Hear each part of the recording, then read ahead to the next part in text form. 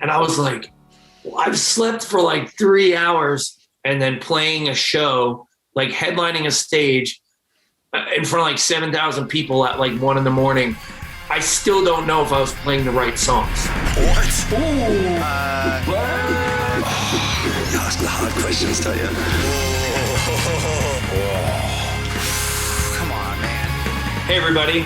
Patrick Sheridan from Fit for an Autopsy here. Excited to get back on the road, a little post-COVID. Hope everybody's doing great. Let's fire away with these questions. Either.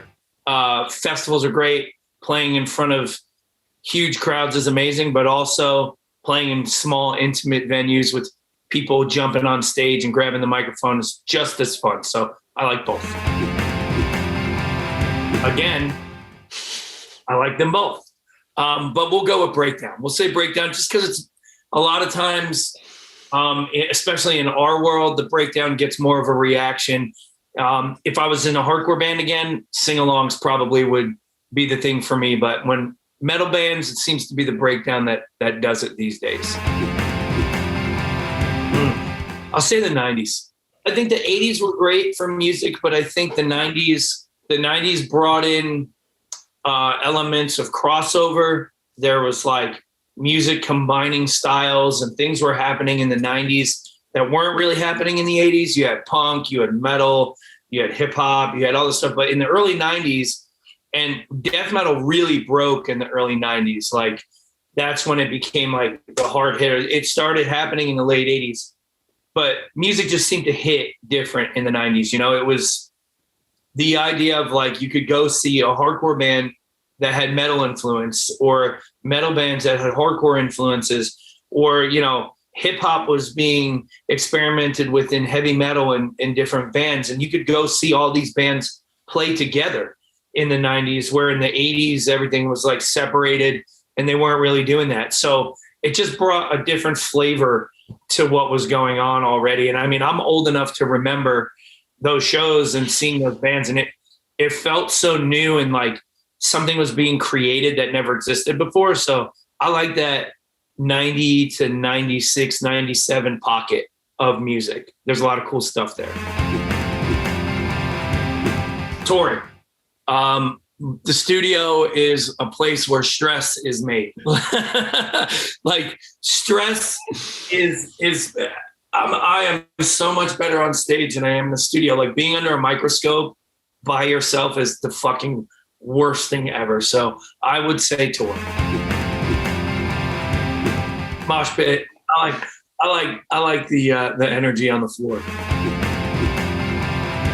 I would rather be on a nightliner because you have the same space every day. You don't have to take your stuff out of the van or the bus and carry it in and open it up. Like it's just like it's like a home away from home. You spend 30 days in the same place. All of your things are where you put them. Like the bus is the way.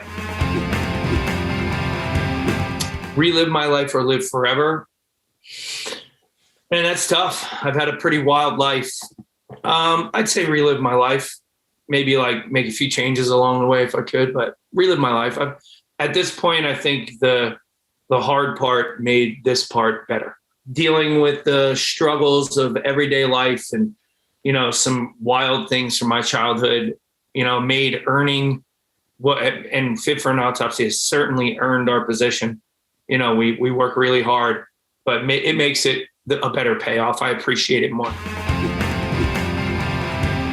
Animals. Human beings do not deserve the love of dogs. Let me tell you. There are 4 dogs on my back porch right now, just hanging out in the sun. Like, I'd rather be around dogs than people any day of the week. Weekends, holidays, I have to be around people and pretend to have a good time. My weekends, I just get to like do what I want and hang out with my son and my wife and work on my cars, play guitar, you know, like holidays it's a time where you're forced to pretend to like enjoy things that you may not enjoy. So yeah, weekends for sure. Both. I think lyrics and vocal patterns can create melody in music. So it's kind of a trick question for me. I love music. I love guitar work, but I think instrumental stuff is great, but I think it's missing that like song inside the song kind of thing where the lyrics and the vocal patterns can change the feel of an entire part. So I'd say column A, column B, if they're really important lyrics and they mean something, that's great. But sometimes, you know, just caveman lyrics that flow good with a song can be great too. So loudspeaker. In-ears are probably my nemesis, but we're gonna do it. But yeah, I'm a little nervous. I'm a loudspeaker kind of guy. If I could never go to a movie theater again in my whole life, it wouldn't be too soon. I'm for sure watch a movie at home on the couch with my wife and my son kind of guy. A little bit of both.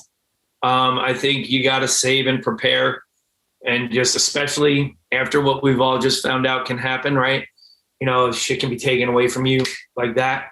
But I also think if you work your whole life and don't enjoy some things and, you know, at least have something to show for your hard work, you're also, you know, you're going to be miserable. You're going to die not enjoying your work. So I think there's a healthy balance. Skip a meal probably now. You know, I'm with my jobs, you know, both of my careers, like, they're very demanding, and sometimes you end up doing that. You don't even realize it. But playing shows or tattooing on lack of sleep, there's nothing more stressful. You know, like I remember we played Vakken Open Air. They were like, you have to be here at 10:30 in the morning to check in. I'm like, all right, we're going to drive 15 hours across Europe to get there. And we got there at 10 a.m. And they're like, okay, your bus, which we were actually in a Sprinter at that point, they're like, your Sprinter has to go 14 miles away, and, you know, your hotel's not going to be ready till 7:30 at night, and it's 10 a.m. and you don't go on until 1 o'clock in the morning. And I was like, well, I've slept for like 3 hours. I slept on a bench like this wide in our green room, one of those fucking wooden benches, for like an hour. I ended up being awake for probably like 20 hours, and then playing a show like after Tankard, like headlining a stage in front of like 7,000 people at like 1 a.m. I still don't know if I was playing the right songs. You know what I mean? Like, pretty sure we weren't, but I mean, that kind of stuff is like, it's awful. So take a meal away and let me get my sleep, and I'll be happier. Winter. I hate the heat. Instagram. Less interaction. Reading books. I'm not a big gamer guy. I was never into sports or video games, or I rode a skateboard, but I like music and going to shows and, you know, punk rock and metal when I was a kid. You know what I mean? I wasn't interested in any of that stuff. It's the same thing. Yeah, it's the same thing. It's the same question. Oof. I have a Nike tattoo, but Nike has currently, in the past few years, really been letting me down on their running shoes side of things. And I've been spending a lot more money on Adidas stuff than the Nike stuff. So we'll say Adidas. Yeah, I think they're killing it right now. 2. And without question. Chest day. Fuck legs. Legs are terrible. BMW. Nobody likes.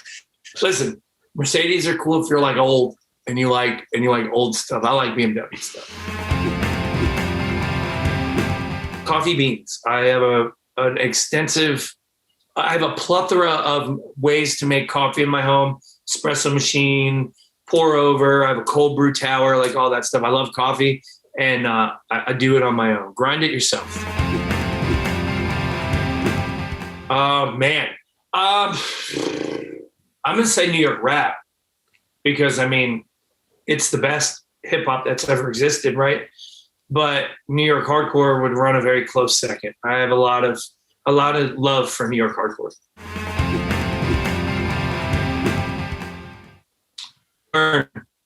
Only because that iconic, like that band is incredible. I also love Trivium. I love all the guys in Trivium, but I mean, you know how much I love Heaven Shall Burn. I love that band. It's an easy one for me because Heaven Shall Burn is just that record. It's a game changer. You know what I mean? That band is, in my opinion, one of the best bands to come out of Europe ever. So that's saying a lot because I like a lot of European metal, but they're up there in my, I'd say, top 10 list for sure.